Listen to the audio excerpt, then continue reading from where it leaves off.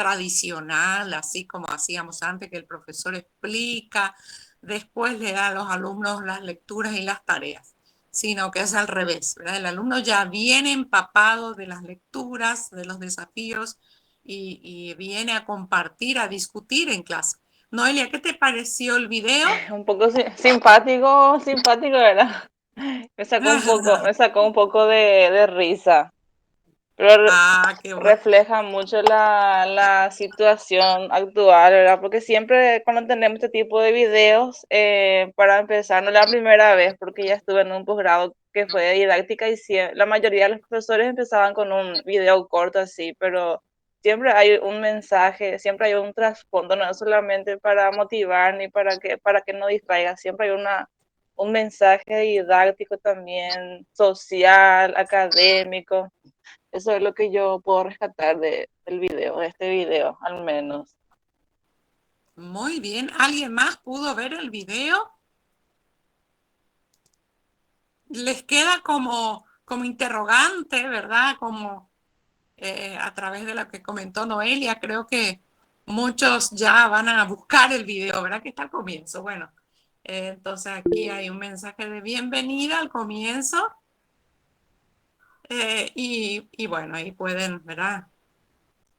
Ver este video. ¿Quién inventó la escuela? Entonces ese es el video del que habla, un video cortito de 8 minutos. O Les sabes, profe, dejo. que esa pregunta me hizo justamente un alumno ayer. ¿Quién, profe, Ah, quién inventó la escuela? ¿Quién inventó la educación? Y yo me quedé así, como que justo yo, después de lo que me preguntó, veo este video y qué cosas. Son preguntas que de repente tenemos que saber también responder, contestar, porque los alumnos de este siglo están casi a nuestro mismo nivel de los profesores, ¿verdad? Tienen mucha información acumulada y de repente esas informaciones ya se van por otros lares y necesitan una dirección ellos. exacto. Necesitan que los maestros les ayuden a formar criterios para saber qué información es la que vale la pena realmente, eh, cómo interpretar esa diversidad de informaciones que tienen ahí nomás al alcance de un clic y qué hacer con esa información, cómo relacionarla con los hechos del mundo actual. Es justamente el desafío del maestro. Tengamos o no tengamos habilidades informáticas. Muchas veces es el alumno, es el nieto, en mi caso, que me dice, ah, no, abuela, acá tenés que hacer así, papá, ¿verdad? Pero esos criterios son los que uno agrega, ¿verdad? A la formación y a la vida de esos estudiantes, de esos jóvenes que tienen grandes habilidades para encontrar información, pero muchas veces no saben cuál sirve, cuál no sirve, etcétera, etcétera.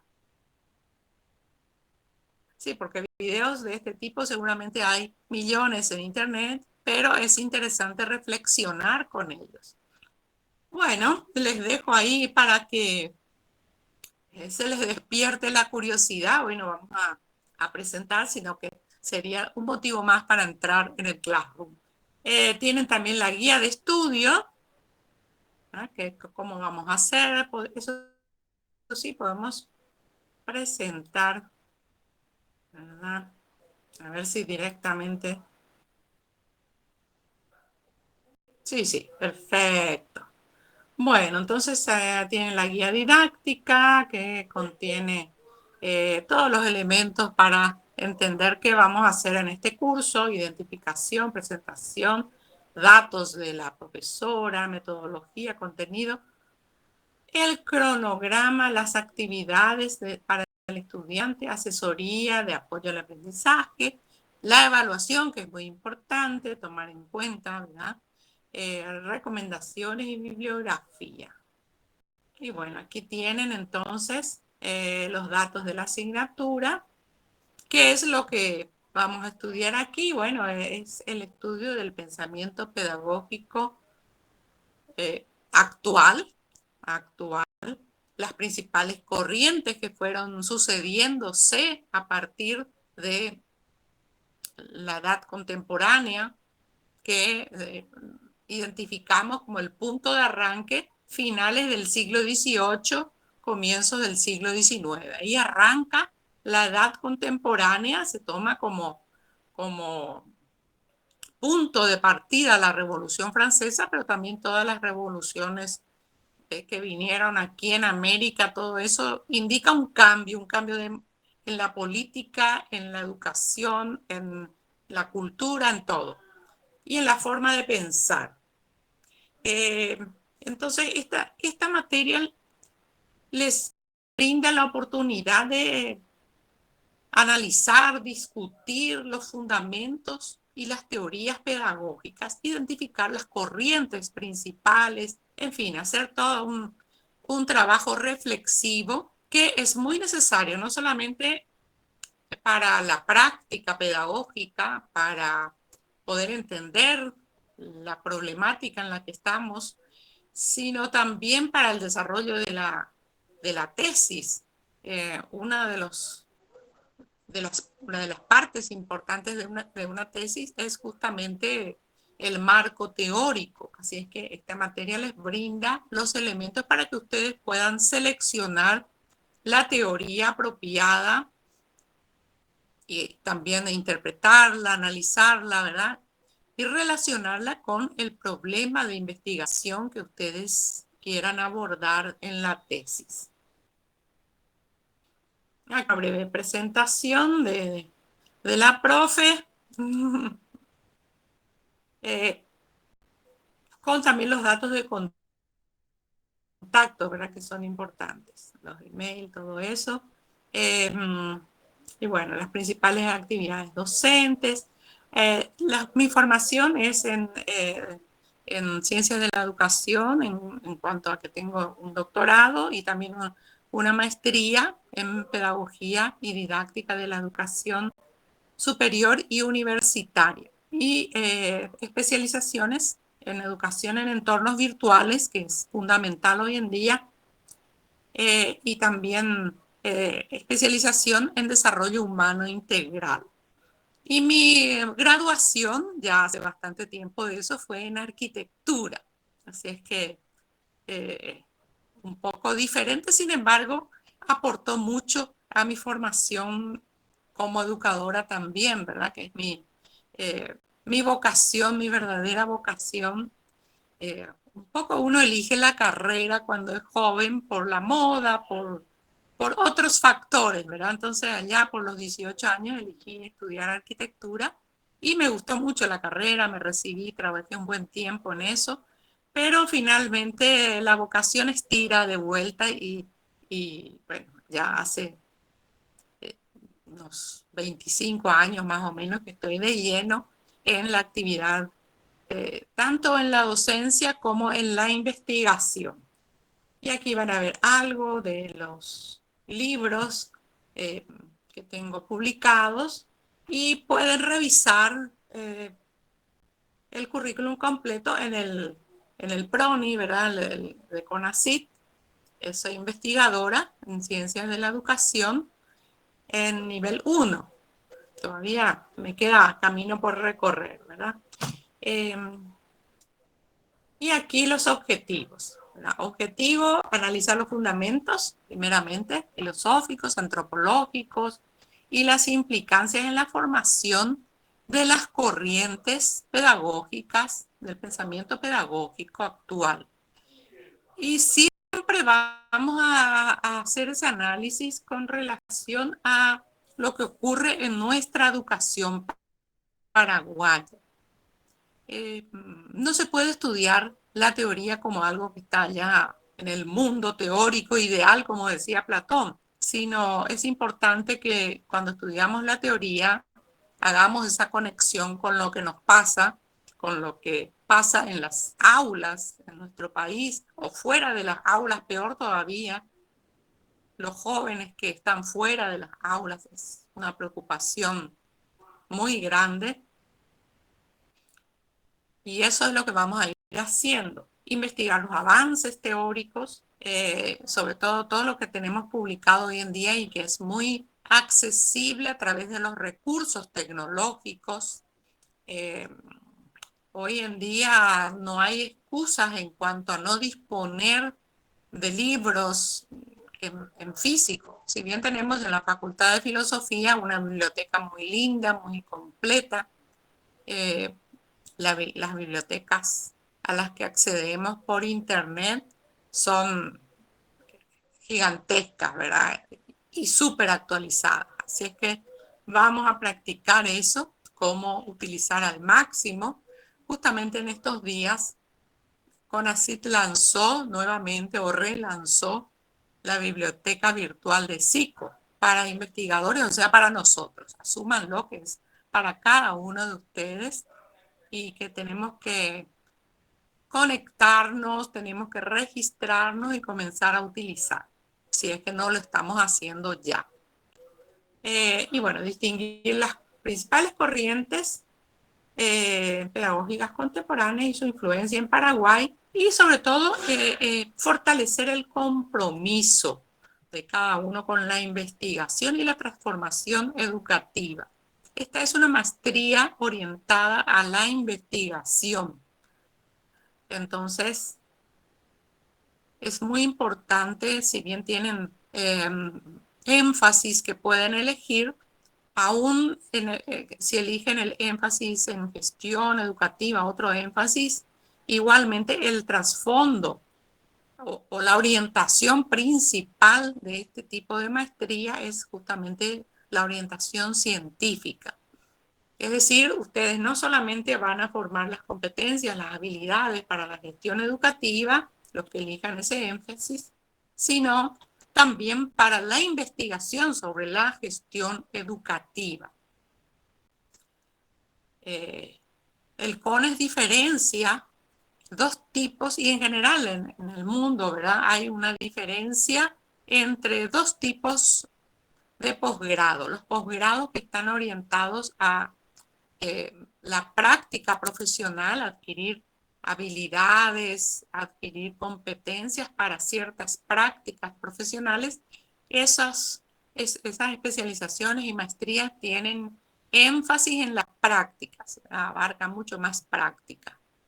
Y los cursos de posgrado orientados a la investigación científica y esos, bueno, ponen su énfasis en la investigación. Así que vamos a trabajar bastante esa cuestión. Nuestro país necesita investigadores en el área socioeducativa, creo que somos muy pocos todavía. Así es que, y además tiene un campo de aplicación, un campo laboral incluso bien amplio todavía, que no estamos completando los educadores paraguayos. Bueno, la metodología, vamos a trabajar con herramientas digitales.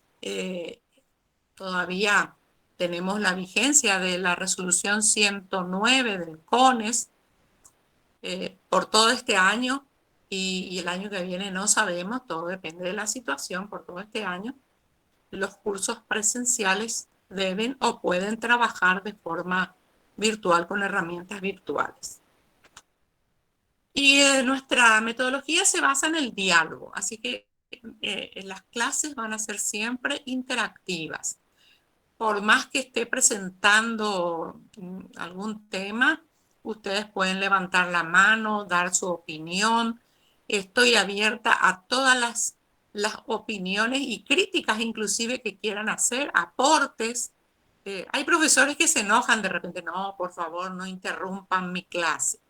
A mí me encanta que el alumno interrumpa, que dé su aporte, que dé su crítica inclusive a lo que estoy diciendo, pero excelente porque ahí empezamos a debatir y esa es la mejor forma de desarrollar nuevos conocimientos y sobre todo experiencias, casos prácticos.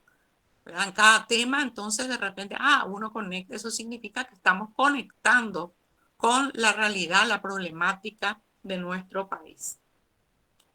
Y bueno, vamos a tener como actividades investigación, lecturas, Ah, la principal tarea va a ser la lectura de una obra, de un libro,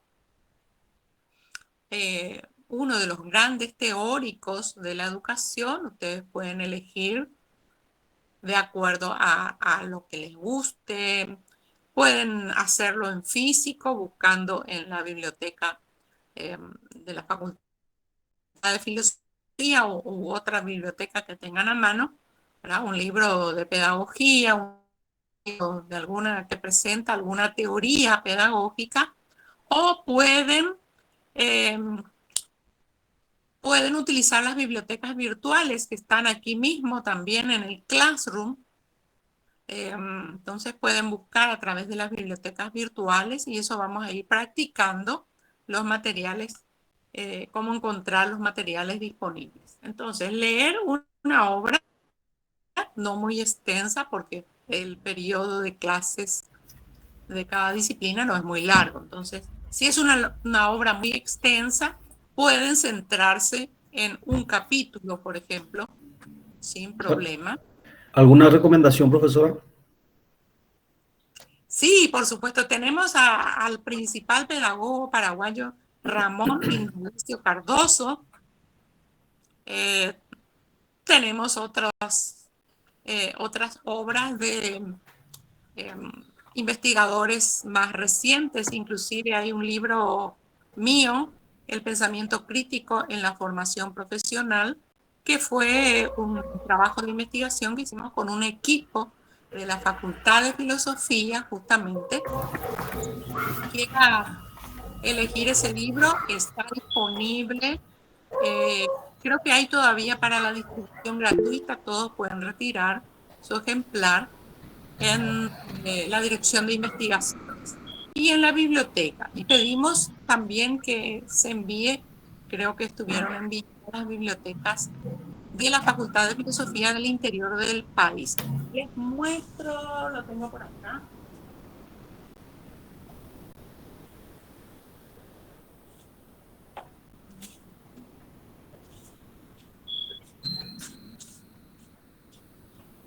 Este es el librito. Ajá. Profe, disculpe si puede repetir, por favor, dónde podemos acceder a ese material. Este material está en la biblioteca de la Facultad de Filosofía. Okay. También en las sedes tiene que estar por lo menos. En algunas sedes llevamos personalmente, en las bibliotecas de las sedes. Otras quedó como tarea a la gente de la facultad y es probable que hayan llegado ya. Porque este libro terminamos en finales de 2019. El día que íbamos a lanzarlo en la Facultad de Filosofía ocurrió algo simpático o no tan simpático, un incendio en el auditorio en el que teníamos que presentar el libro. Imagínense el impacto. No sabemos si culparle al libro que íbamos a lanzar, que es muy crítico también, o por qué, ¿verdad? Pero lo que sí que no pudimos lanzar en 2019 y el 2020 nos vino ya con pandemia, así que tampoco lanzamos en 2020. Y bueno, en cualquier momento vamos a hacer un lanzamiento tardío seguramente, pero ya se está hace mucho distribuyendo. Pueden retirar de forma gratuita en la dirección de investigaciones. Tenían una caja con estos libros y yo creo que tienen todavía. Siempre le digo a los estudiantes de la maestría, muchos ya habrán retirado de los grupos anteriores, así que no sé si está todavía disponible. Vamos a preguntarle al director de investigaciones si todavía tiene. Buen día, profe. Disculpe, Sí, alcé la mano. Una consulta.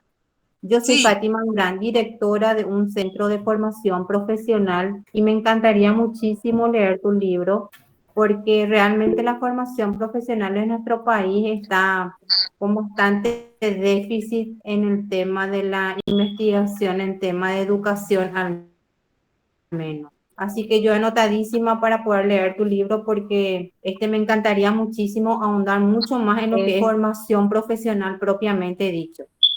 Eso es Sí. uno de los motivos por los cuales me llevó a inscribirme en la maestría. Yo veo que el área de formación profesional de nuestro país al menos está un poco relegado en cuanto a la metodología educativa que debe de implementarse, al menos los que trabajamos con adultos.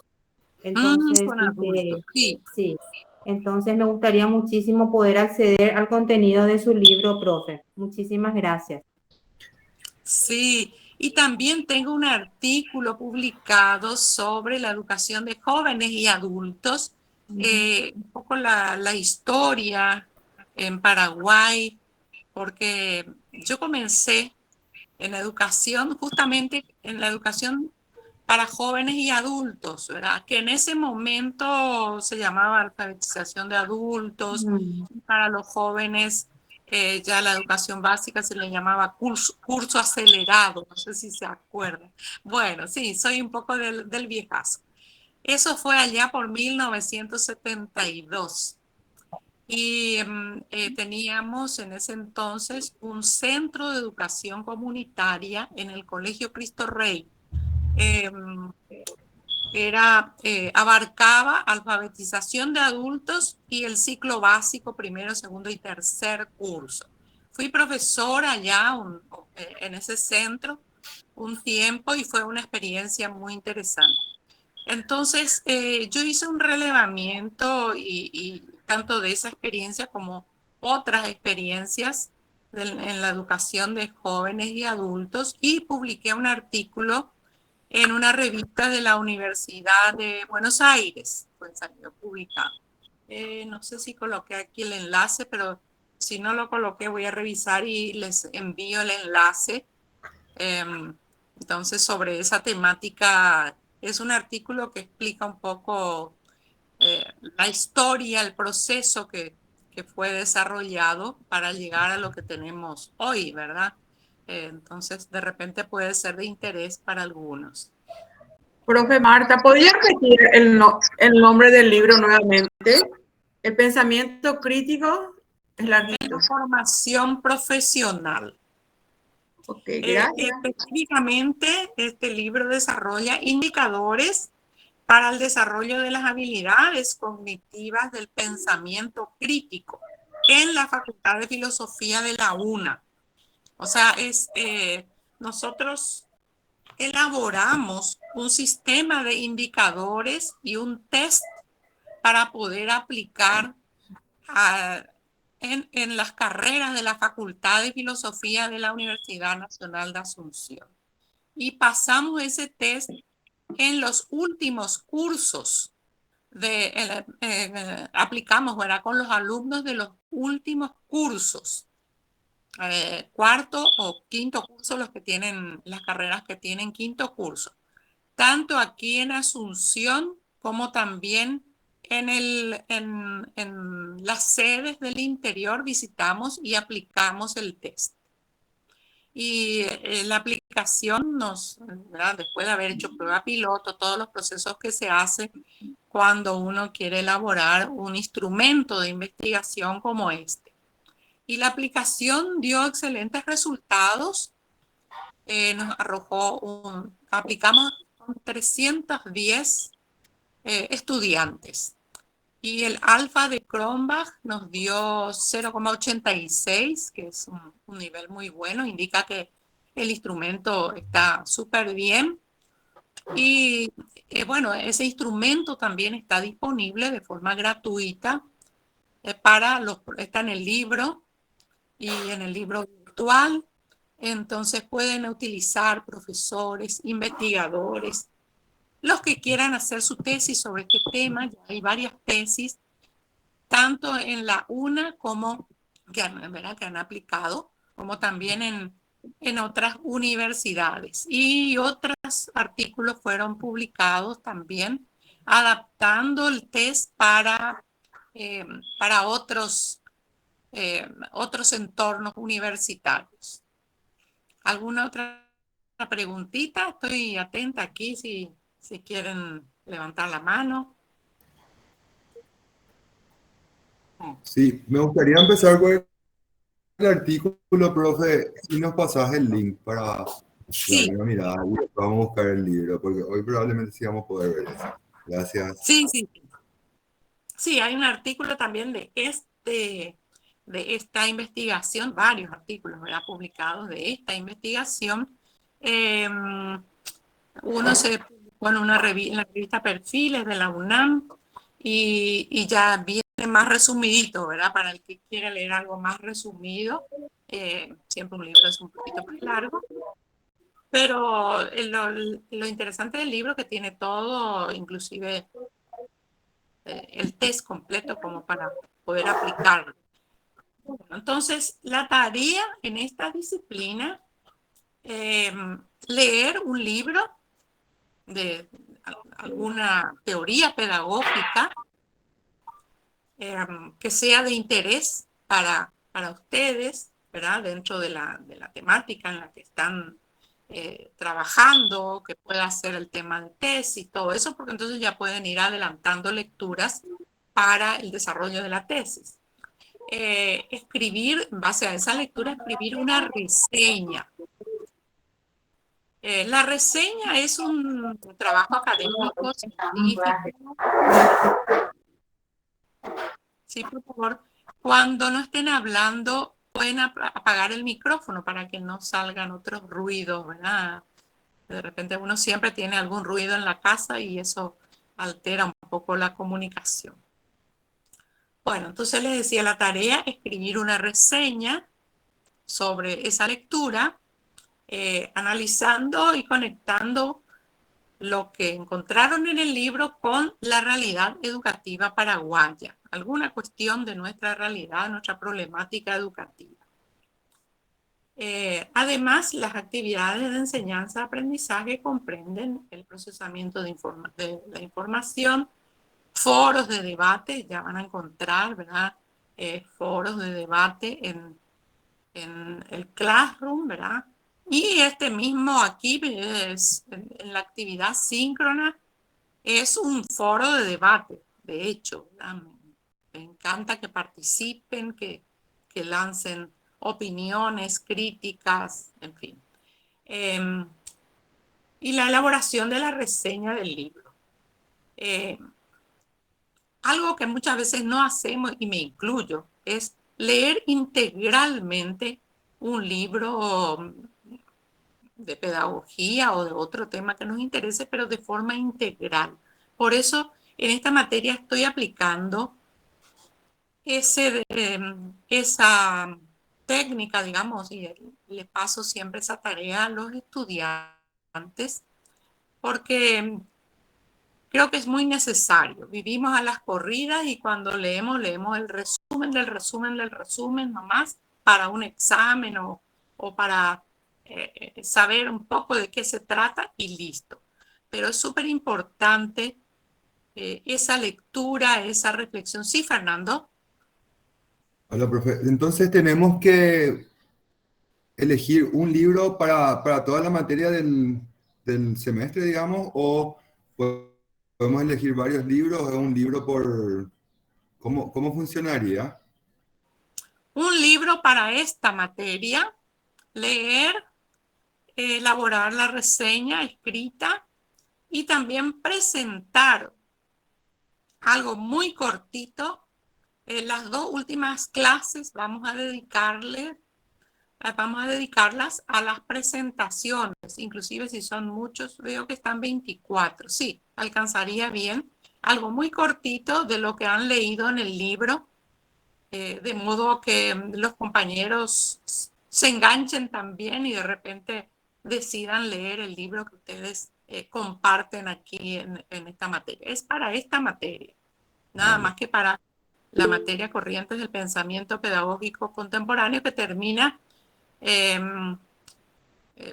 son 7 semanas, ¿verdad? Como tenemos la Semana Santa, bueno, será un poquito más, termina en mayo.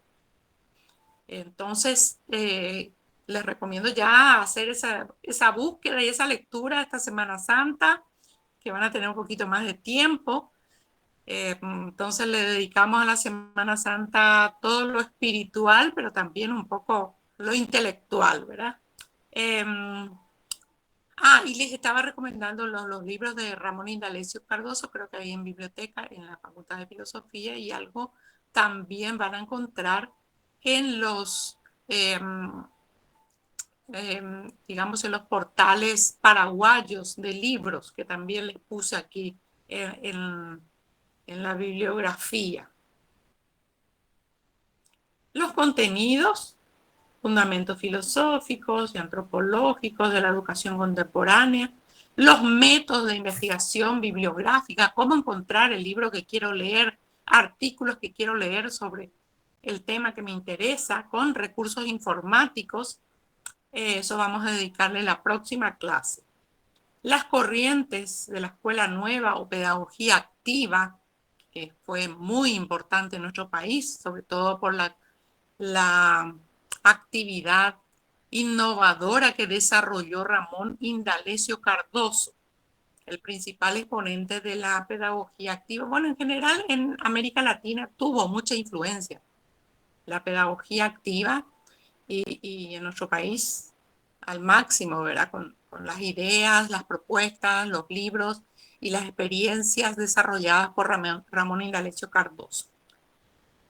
La corriente conductista, que también es importante y hay que diferenciar muy bien las prácticas que siguen esta corriente con las de la corriente constructivista, con sus variaciones, ¿verdad? Socio-constructivista y avances que va teniendo. Y las corrientes de desarrollo del pensamiento y la inteligencia que actualmente, ¿verdad?, se siguen desarrollando. Algo que habíamos agregado, pero podemos enmarcar en una de estas corrientes, sobre todo la socio-constructivista, es la teoría conectivista, que es muy actual, ¿verdad?, con las nuevas tecnologías, pero yo la enmarcaría dentro de una corriente más amplia, que es esa corriente socio-constructivista que ya abre el camino para esas posibilidades. Y bueno, aquí tienen toda la temática, todas las unidades programáticas, cómo vamos a ir desarrollando.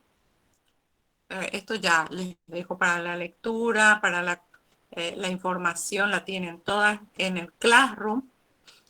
El cronograma, disculpen, me falta actualizar. Eso voy a hacerlo en estos días, así que no tomen en cuenta las fechas, sí un poco las actividades.